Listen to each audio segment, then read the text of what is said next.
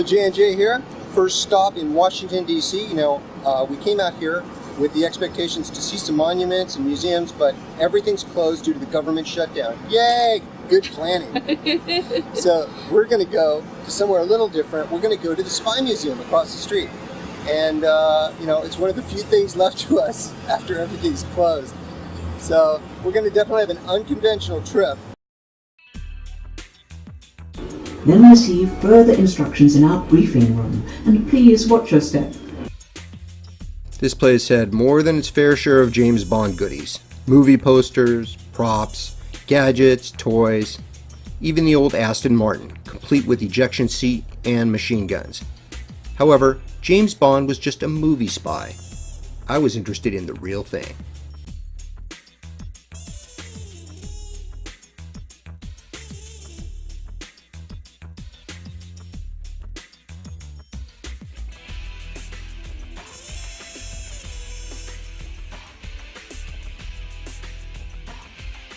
With this little beauty, an agent could copy a stolen key by adjusting the feelers on the sides to match the unique pattern. This could then be copied. Electronic stethoscopes like this were used to open combination locks on safes. This is a microdot viewer. A microdot is a text or an image substantially reduced in size onto a small disk to prevent detection by unintended recipients. Microdots are normally circular, around the size of a period on the page. This was the very first cell phone. Texting was done in Morse code. Armed with a glove pistol, an operative still had both hands free. To fire the pistol, the wearer pushed the plunger into an attacker's body. Let's not forget the rectal toolkit. Not available in the gift shop, unfortunately. Gizmos, gadgets, I just love that stuff. Judy, on the other hand, not so much. Really enjoyed the Spy Museum. What do you think, Jay? Did you have a good time there? Yeah, it was cool. They had a whole James Bond thing. It's kind of more of a James Bond museum in a lot of ways, but that was cool. I like James Bond. So I got one of these, and I don't know why I like it so much. It makes noise and it has a little light, and I just love it. And so I'm always with my camera, so I don't know.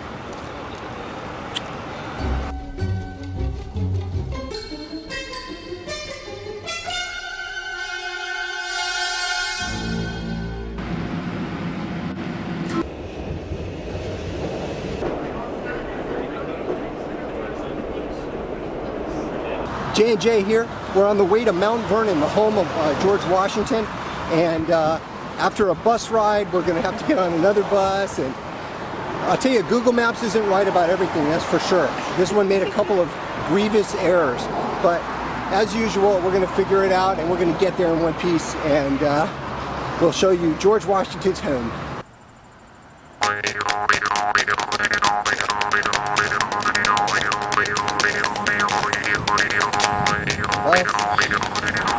So we're here waiting for the Fairfax connector to take us 2 miles to George Washington's house. And we were just saying that there's nothing around here, no signs, no marketing, nothing that would point the direction. We had to stop in a couple places to ask people. The bus we took from the metro station, we didn't know about it either. So it doesn't seem like they hired any marketing people. Some signs would be good.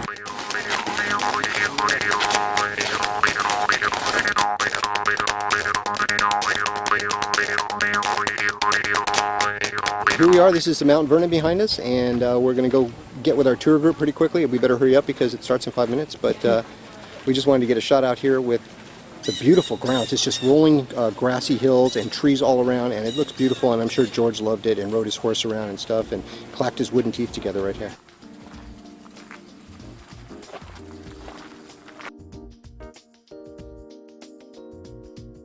An Englishman described Washington as the foremost farmer in America after visiting Mount Vernon.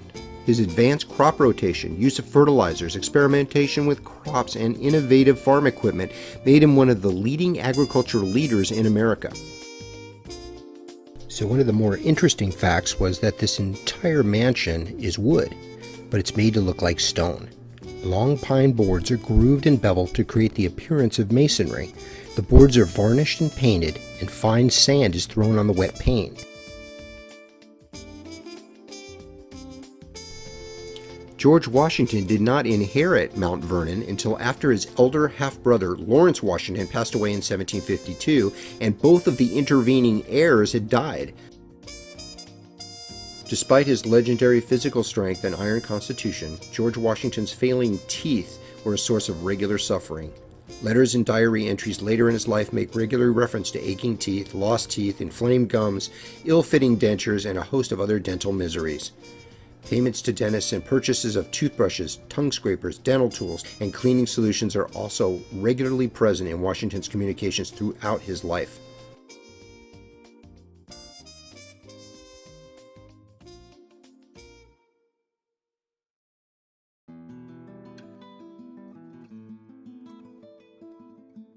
She said, the key to a happy life, keep yourself busy as a bee, cheerful as a cricket, the way it chirps. And this is a clock. Have you heard a clock tick back and forth? Steady as a clock. So to be happy in life, keep yourself busy as a bee, cheerful as a cricket, steady as a clock.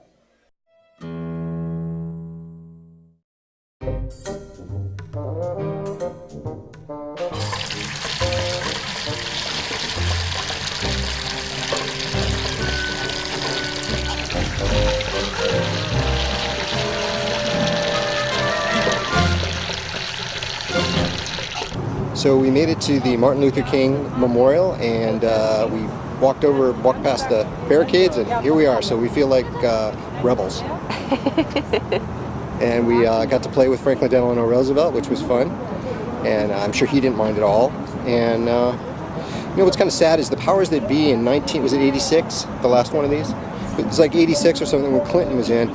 They let people walk around the memorials. They didn't cry about it and block it and everything. So, you know, this time they have to put up all the barricades and stuff, and it's just ridiculous. I mean, what are we going to do? Are we going to deface these things? No, we just want to see them. We want to take pictures of them. So it's really, really stupid. But we did our best. We spit at the law, and we took matters into our own hands, and we're fighting the good fight, and we're having a tiny little tea party, and we're going to see what we're going to see.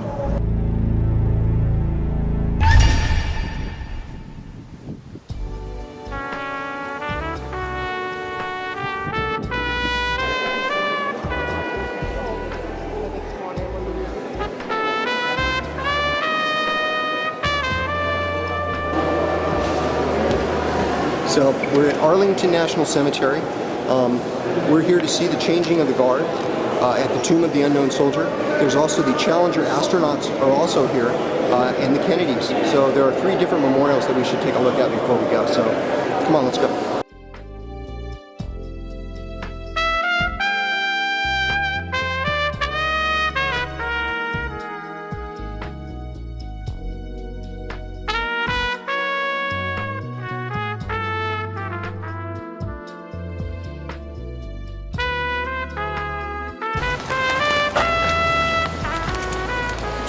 So we're in Arlington, and it seems very solemn here. You can kind of get the feeling that you should be reverent and, you know, stay chill while you're here. And Plus, it's our first rainy day since we've been here, so it kind of matches the mood. exactly, very good. And you know, it's just overwhelming because the sheer number of tombstones, and lots of them from World War I, World War II, Korea. The sheer numbers. Kind of humbling to see. Incredible. We're going to go check out the Kennedy gravesite with the eternal flame.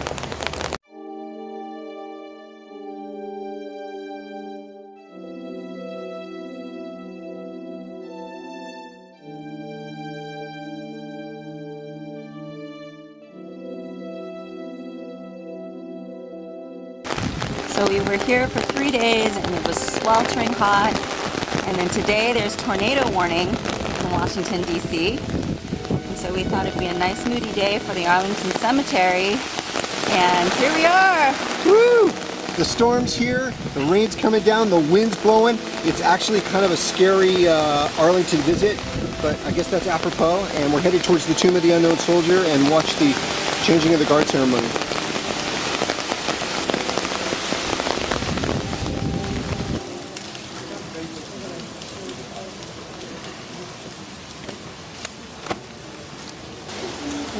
Guards are changed every 30 minutes, 24 hours a day, 365 days a year. For a person to apply for guard duty at the tomb, he must be between 5'10" and 6'2" tall, and his waist size cannot exceed 30 inches. Now, these guys must commit 2 years of their lives to guarding the tomb, live in a barracks under the tomb, and cannot drink any alcohol on or off duty for the rest of their lives. They cannot swear in public for the rest of their lives, and they can't disgrace the uniform or the tomb in any way.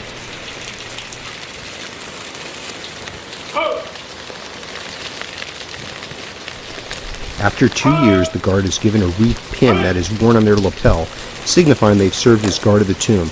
There are only 400 presently worn. The guard must obey these rules for the rest of their lives or give up the wreath pin.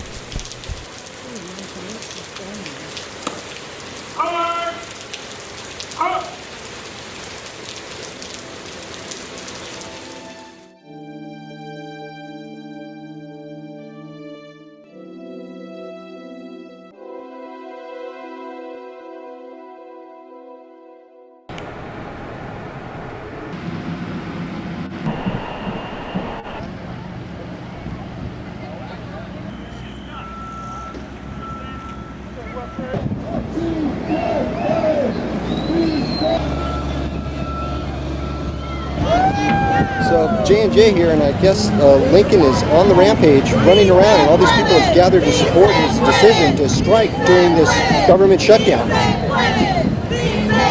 Right on. So we're just going to try and stay out of the way in case there's a riot, but we'll see what happens.